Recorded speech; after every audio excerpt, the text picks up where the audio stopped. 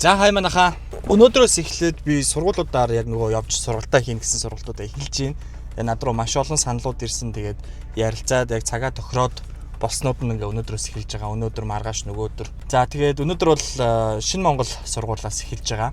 Хамгийн ихэнд саналаа тавиад хамгийн ихэнд өдрөө тохирсон сургууль Шинэ Монгол сургууль байгаа. Тэгээд одоо бид одоо Шинэ Монгол руу явъя. Тэгээд ямар хүүхдүүдтэй хичээл орох нь юу болох нь уу? Тэгээд өнөөдрийг надтай хамт өнгөрүүлээрэй.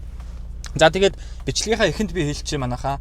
Юу вэ гэхээр одоо та нар маань бичгсэндээ сургууль дээрээ сургалт авахыг хүсэж байгаа бах. Тэгэхээр нөгөө доор форм байгаа, линк байгаа. Тэрэн дээр дараад формоо бүглөөд хүсэлтээ илгээж болно. Гэхдээ нэг зүйл айгүй чухал байна. Юу вэ гэхээр одоо бүгдээрээ ингээд ангидаа ингээд хичээл авахыг сургалт авахыг бол хүсэж байгааг ойлгож байна. Гэхдээ цаг зав гаргаад ингээд нэгэнд очиж байгаа мэт чинь ганцхан ангид биш.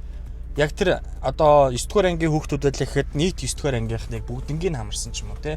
Эсвэл дунд ангийг бүгднийг хамарсан ч юм уу тийм олон хүүхдийг хамруулсан сургалт явуучвал илүү үр дүнтэй.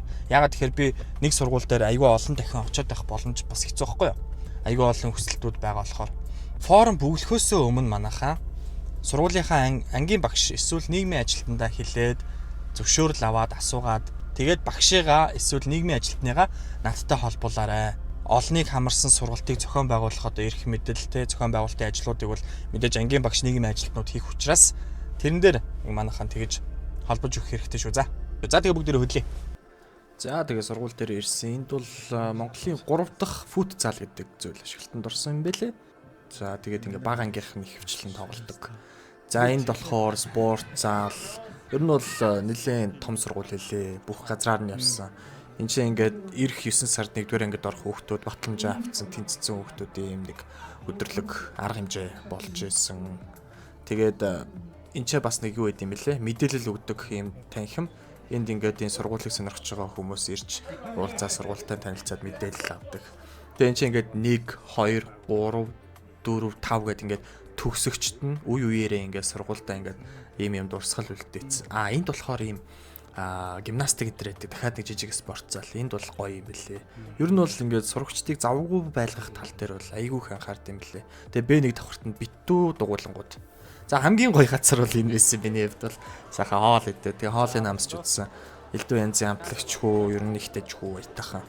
Ер нь таалагдсан шүү. Тэгээд 1800 хүн ингээд нэг өдөр тэнцээ ингээд хооллдог. За тэгээ зураг даруулсан, даруулсан, гарын үсэг. Тэр доор нэг бал унтчихсан.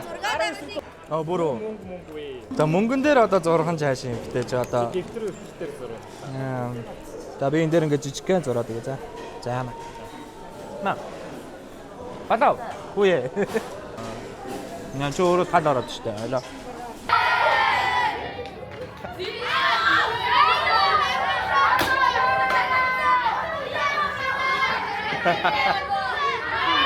Одоо ингээд би та нарыг бол одоо ингээд та нар дээрлэлт муухай дээрлэлт хийж болохгүй юм байна. Эсвэл хин нэг дээрлэлж бол хамгаалж явах ёстой юм байна гэдгийг бол ойлгож байгаа шүү дээ.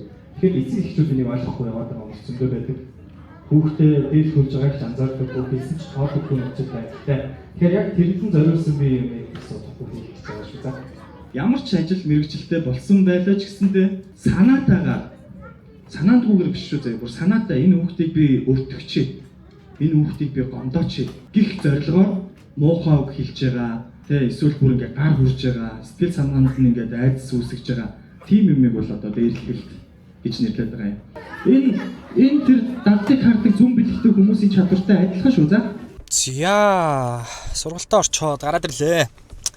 Харамаа Фужи, Шинэ Монгол Харамаа Фужигийн нийт 6 дугаар ангийнханд тэгээд 10 дугаар ангийнханд 2 тустай орлоо. Йоо 4 цаг. За ямар ч гэсэн сургалтаа хийчлээ. Тэгээд ерөндөө жишээ өнөөдөр миний анхны сургалт байсан. Одоо сургуулиудаар тойрж байгаа сургалтын эхнийх нь байсан. Одоо тэгээ маргааш 93 дугаар сургууль. Тэгээд нөгөөдөр маргааш 93, нөгөөдөр 106. Тэрний дараагийн өдөр нэг коллеж дээр гэх мэтчлэн ингэ явж байгаа. Тэгээ угаасаа хичээлүүд амарчж байгаа юм. Тэгээ буцаж орохоор нь 16 дугаар сургууль дээр 133 дугаар сургууль дээр гээд ингээд хуваарууд ер нь ингээд тасралтгүй зоогдсон байгаа.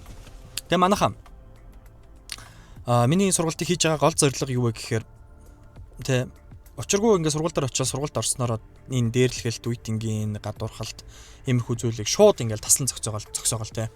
Энэ бүхнийг байхгүй болгочих юм бол биш мэдээж угаасаа.